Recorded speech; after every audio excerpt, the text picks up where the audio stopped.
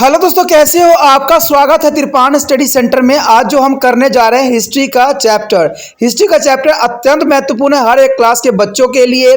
खास तौर पे जो यूपीएससी एग्जाम तैयार करना चाहते हैं तो इस वीडियो का जो है फायदा उठा सकते हैं और ये काफी इंपॉर्टेंट भी उनके लिए रहेगा। चलिए देखते हैं हमारा आज टॉपिक क्या है। Vedic age. There's a 1500 BC to the 600 BC. There's a most important chapter here. The most important point arrive here, the Vedic text. So what do you mean the Vedic text? There is some important for the BA student and also here a UPSC student. The Vedics is a text, and first of all your mind, what is a Veda? What is a Veda? There is a first important point arrive your mind. There is a what is a Veda is derived from to the roots is a Ved, which mean to know. There is a word is a Veda is a mean to the square knowledge of containing in the text known as the Vedic text. And two categories of texts are included in the corpus of the Vedic literatures, and these are the mantra and the Brahman. There is a mantra is a category from the course of the Vedic text and has a four is a separate collection, and these are the as a Rig Veda, Samveda, Ajurveda, and Arthaveda. The Brahmans, not to be confused with the Brahmanicals, is a class of porous text is containing to the explanation of the mantras, as well as their sacrificial is the details. There are four Vedas together with the Brahmans are also known as the Shruti. There is a Shruti. Shruti here is hearing that which is was directly heard by the sages. The Ranyakas is a literature forest terraces, and there is a Upanishad sitting down to the beside. There is a most important here. Ardhana Sakas is a literacy for forest trees, and Upanishad is a sitting down to the beside. Are mainly is a appendix to the Brahmans, and these are known as the Vedanta. The Vedanta end of the Veda and containing the philosophically is a discussion here. The Rig Veda is a collection of the 1028 hymns and divided into the 10 is a mandals. They are the earliest is a composition and the hence depict their life of the earlier Vedic life peoples in India. There is a some Veda is a collection of the verses is a mostly taken from to the Rig Veda, but is arranged in there is a poetry form of facilitated their singing. The Yajurveda is found in the two recensions in black is a black and the white and are fully of a tool. There is a format to the public history. There is individually there is a Earth Veda is a collection of the magic spell and the charms to be war of the evils, spirit and diseases. There is a most important here Earth Veda. The Earth Veda here is a collection of magical spell and the charms to be ward of the evil and spirit of the disease. Carefully study however show that is a Vedic text reflects to the stage of development in the term of literatures as well as the social and cultural evolution. The Rig Veda, which is there is the oldest Vedic text, reflect on the stage of the social and cultural development, whereas there is the other three Vedas is a reflect is another stage. The first stage is known as the Rig Vedic period. There are first stage here Rig Vedic period or earlier Vedic period, and there the later is a stage is known as there is a later Vedic period. The age of the earlier Vedic period is a correspond with there is a date of composition of the Rig Vedic humans, and the date has been to the fixed between to the 1500 BC and 1000 BC here. The later Vedic period is a place between to the 1000 BC and 600 BC. Recently, the Rig Veda has been included by the UNESCO in the list of the literature signifying the word human heritage. There is a most important for the Rig Veda here. यहाँ पर जो हमारे समक्ष आया है अत्यंत महत्वपूर्ण topic जो फर्स्ट है, ये जो है वैदिक काल के अंतर्गत है। इसमें जो हम 1500 बीसी से लेकर 600 बीसी तक के जो है हम बात करेंगे। ये कई मानने में बीए वाले बच्चों के लिए और जो यूपीएससी एग्ज़ाम को देना चाहते हैं उन बच्चों के लिए काफ़ी इंपॉर्टेंट रहेगा, क्योंकि इसमें सभी बातें जो है विस्तार पूर्वक चर्चा किया जाएगा। तो आप इस तिरपान से सेंटर के साथ बने रहिए और वीडियो को अंत तक देखना मत भूलिए। अगर वीडियो को अंत तक नहीं देखिएगा, पूरा चैप्टर नहीं समझिएगा, तो यह अधूरा जानकारी आपके समक्ष रहेगा जो आपके लिए फ़ायदेमंद नहीं रहेगा। अगर हम बात यहाँ पर करें वैदिक साहित्य की, तो कहते हैं वैदिक साहित्य बहुत ही महत्वपूर्ण था, क्योंकि वैदिक साहित्य में हमने बहुत कुछ जानना है हमने। कहते हैं वेद क्या है। सबसे पहले आपके दिमाग में यही आता होगा कि भाई वेद क्या है और वेद हमारे लिए इतने कितने जरूरी क्यों है। दोस्तों वेद बहुत इंपॉर्टेंट है। अगर आप वेद की बात करें तो क्या वेद जो है विद धातु से लिया गया, जिसका अर्थ होता है जानना, यानी इंफॉर्मेशन कलेक्ट करना, जानना। कहीं से भी तो आप जान सकोगे ना। ये वेद शब्द का अर्थ है वेद साहित्य के रूप में जाने वाले वैदिक साहित्य में निहित पवित्र ज्ञान होता है।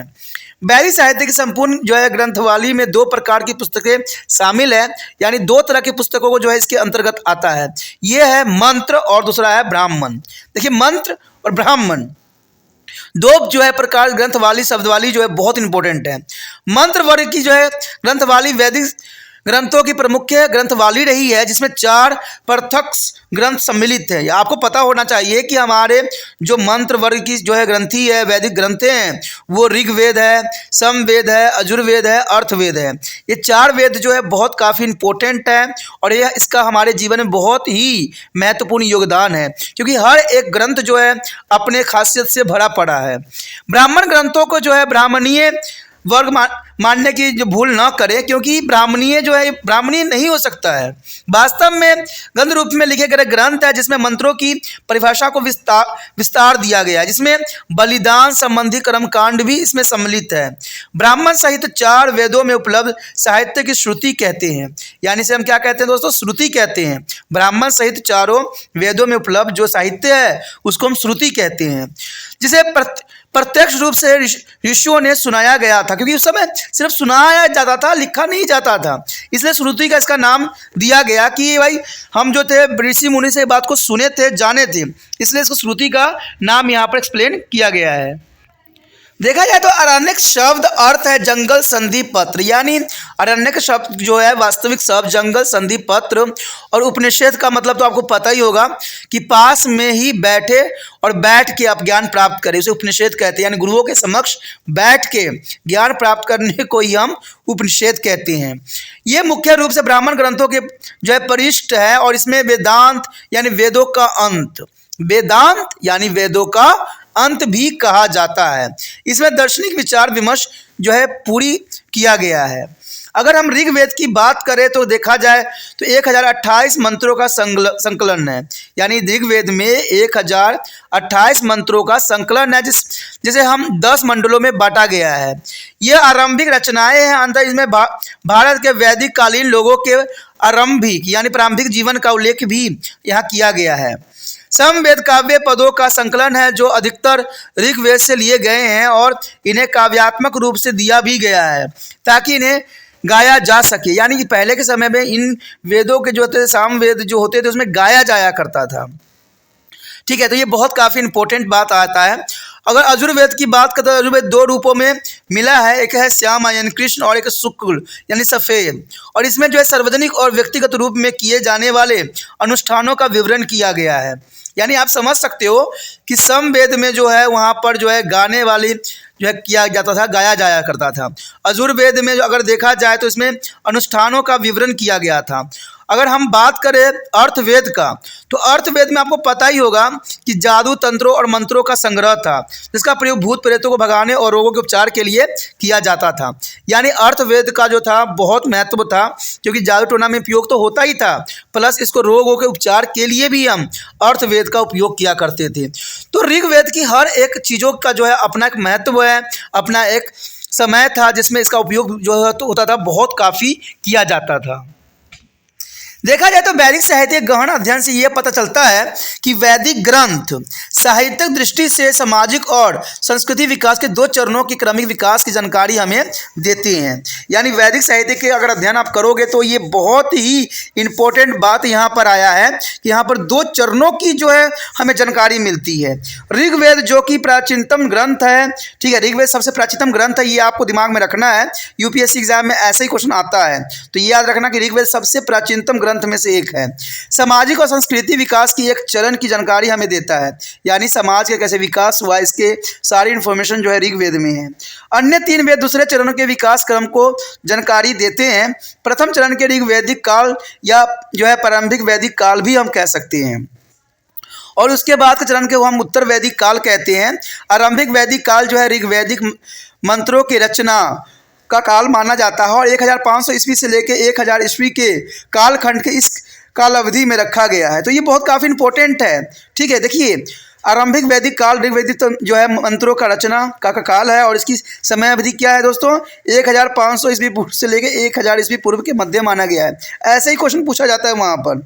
ठीक है, उत्तर वैदिक काल की अवधि 1000 ईस्वी से लेकर 600 ईस्वी मानी जाती है, यानी 1000 से लेकर जो है 600 ईस्वी किसकी मानी जाती है, उत्तर वैदिक काल की। ठीक है, तो ये काफ़ी इंपॉर्टेंट है। ठीक, ऐसे ही क्वेश्चन जो है यूपीएससी एग्जाम में पूछा जाता है, जहाँ बच्चों को जो है एमसीक्यू के चक्कर में वो अपना माइंड को डिवेट कर देते हैं, क्योंकि उनको चैप्टर उन्होंने समझा नहीं होता, इस वजह से इनकी इतनी प्रॉब्लम आती है। हाल ही में संयुक्त राज्य शैक्षिक वैज्ञानिक और सांस्कृतिक संगठन यूनेस्को द्वारा जो है ऋग्वेदों को विश्व जो है मानव धरोहर को साहित्य में शामिल किया गया। देखिए अब जो है विश्व में भी इसका जो है जागरूकता पैदा हो रही है और देखिए ऋग्वेद को जो है एक विश्व मानव धरोहर के साहित्य में शामिल किया गया है।